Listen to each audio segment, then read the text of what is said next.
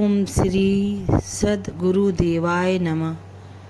श्री श्री राधा कृष्णाभ्याम नमः। प्रथम वीडियो में हमने प्रथम श्लोक श्रवण किया। ये श्रीमद् भागवत के वे दो श्लोक हैं जो श्री सुखदेव जी को वन से वापस बुलाने के लिए श्री वेदव्यास जी ने अपने ब्राह्मण शिष्यों द्वारा गायन करवाए थे। अतः प्रथम श्लोक पहली वीडियो में कहा जा चुका है। यह दूसरा श्लोक है जिसका वाचन वेद व्यास जी के ब्राह्मण शिष्यों ने श्री सुखदेव जी के समक्ष अरण्य में गायन किया था, जब वो समाधिस्थ अवस्था में विराजमान थे। पहला बरहापीड़म नटवर वपु श्लोक श्रवण करा चुकने के पश्चात ब्राह्मण शिष्य द्वितीय श्लोक का गायन सुखदेव जी के समक्ष करते हैं, जो इस प्रकार है। आहो बकीयम स्तन कालकूटम जिंघाशया पाएय दप्ये साध्वी लेभे गतिम धात्र्युचिताम ततोऽन्यं कं वाम दयालुं शरणं व्रजेम। पापिनी पुतना ने अपने स्तनों में कालकूट नामक हलाहल विष लगाकर भगवान श्री कृष्ण को मार डालने के प्रयोजन से श्री कृष्ण को अपने स्तनों से दूध पिलाया, परंतु हमारे गोविंद ने तो पूतना का भी उद्धार कर दिया। श्री कृष्ण ने विचार किया कि भले राक्षसी थी तो क्या हुआ, मुझे मारने आई थी तो क्या हुआ, मुझे स्तनपान कराया उसने, आखिर पूतना ने मेरी धाय माही तो हुई।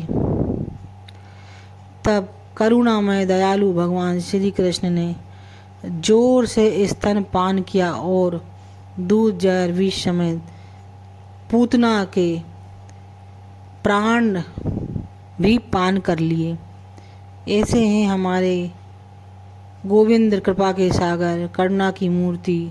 उनके अलावा और किसकी शरण ग्रहण करें। सुखदेव जी विरक्तों के प्रधान हैं, निरंतर अभेद ब्रह्म में लीन रहने वाले, और गोविंद के रूप स्वरूप का वर्णन सुनकर तो श्लोकों में ही आकर्षित हो गए। कृष्ण का अर्थ ही है सर्वाकर्षति इति कृष्ण, सभी को आकर्षित कर ले वही कृष्ण है। जो निर्गुण ब्रह्म का उपासक सगुण ब्रह्म के रूप वर्णन से विराग्य छोड़ परमात्मा के राग में लीन हो गया, यही श्रीमद् भगवत जी का मुख्य स्वभाव है। श्री भागवत जी का निरंतर श्रवण करने से परमात्मा के प्रति जीव आकर्षित हो जाता है, उसमें परमात्मा की प्रीति जन्मती है और भक्त बन जाता है, और भगवान के प्रति समर्पण घटित हो जाता है। सुखदेव जी व्याकुल अधीर होकर देखने लगे कि आखिर कौन इन श्लोकों का पाठ कर रहा है। तब समाधि से उठकर चारों ओर देखते हैं तो सुखदेव जी को व्यास जी के सुंदर शिष्यों के, ब्राह्मण कुमारों के दर्शन होते हैं, और उन शिष्यों को देखते ही बोले कि हे ब्राह्मण देव, इसके आगे भी श्लोकों का गायन प्रारंभ रखिए, मैं और श्रवण करने का इच्छुक हूँ।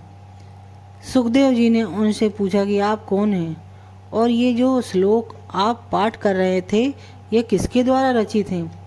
सुखदेव जी के प्रश्न करने पर वेद व्यास जी के शिष्यों ने कहा कि हम लोग श्री वेद व्यास जी के शिष्य हैं तथा जिन श्लोकों का हम पाठ कर रहे थे वो आपके पिता स्वयं वेद व्यास जी द्वारा रचित ग्रंथ श्रीमद् भागवत जी के श्लोक हैं, पर हमें मात्र 2 ही कंठस्थ हैं जो हमने आपके समक्ष गायन कर सुना दिए। इनके आगे के श्लोक हमारे गुरु जी ही सुना सकेंगे। सुखदेव जी ने जैसे ही सुना कि उनके पिताजी द्वारा रचित ग्रंथ में इस तरह के 18,000 श्लोक हैं, तो सुखदेव जी के मन में श्रद्धा उत्पन्न होने लगी कि मैं अपने पिताजी से भागवत जी का पाठ अवश्य श्रवण करना चाहता हूँ। सुखदेव जी कामना के भाव से मुक्त थे, परंतु जब श्लोक श्रवण किए तो सुखदेव जी ने यह महसूस किया कि ये जो श्लोक परमात्मा के वर्णन में लिखे गए हैं, इन श्लोकों को श्रवण करने से ही जागृत अवस्था में भी समाधि लग जाती है। ऐसा वर्णन परमात्मा का इस कारण उनके हृदय में भाव हुआ कि परमात्मा की ऐसी लीला का वर्णन अवश्य श्रवण करना चाहिए। सुखदेव जी अपने पिता व्यास जी के ब्राह्मण शिष्यों के पीछे पीछे चल पड़े। शिष्य उन श्लोकों का गायन करते हुए सुखदेव जी को वेद व्यास जी के आश्रम तक ले आए। श्री वेद व्यास जी पुत्र को देखकर अत्यंत प्रसन्न हुए। सुखदेव जी ने अपने पिता व्यास जी को साष्टांग प्रणाम किया। पिता ने भावुक होकर पुत्र को गले से लगा लिया। सुखदेव जी ने पिता से आग्रह किया कि मुझे भागवत की अध्ययन कराइए। वेद व्यास जी ने विचार किया कि प्रभु आपकी इस रसमय लीला कथा का सच्चा अधिकारी तो मेरा पुत्र ही है। ये परम वैरागी है, ब्रह्मा आनंद में निरंतर लीन रहने वाला। ये प्रभु की लीला कथा का प्रचार बड़े भाव और उन्मान से वक्ताओं के श्रवण कराने में सक्षम है। ये विचार कर वेद व्यास जी ने अपने पुत्र सुखदेव जी को श्रीमद् भागवत जी का अध्ययन कराया। सुखदेव जी ने प्रसन्न हृदय से श्रीमद् भागवत जी का अध्ययन किया और सर्वप्रथम राजा परीक्षित को श्रीमद् भागवत लीला का कथा दान दिया और परीक्षित की मुक्ति हुई। सर्व आदि नारायण का धाम प्राप्त हुआ। ऐसे श्रीमद् भागवत ग्रंथ को कोटि कोटि वर्ण प्रणाम। अखिल ब्रह्मांड श्री लीलाधारी भगवान पुरुषोत्तम श्री कृष्ण भगवान को प्रणाम। श्री श्री राधा कृष्णाभ्याम नमो नमः। अतः ये वो 2 श्लोक थे जिनका श्रवण गायन सुनकर ज्ञान मार्गीय सुखदेव भगवान अरण्य से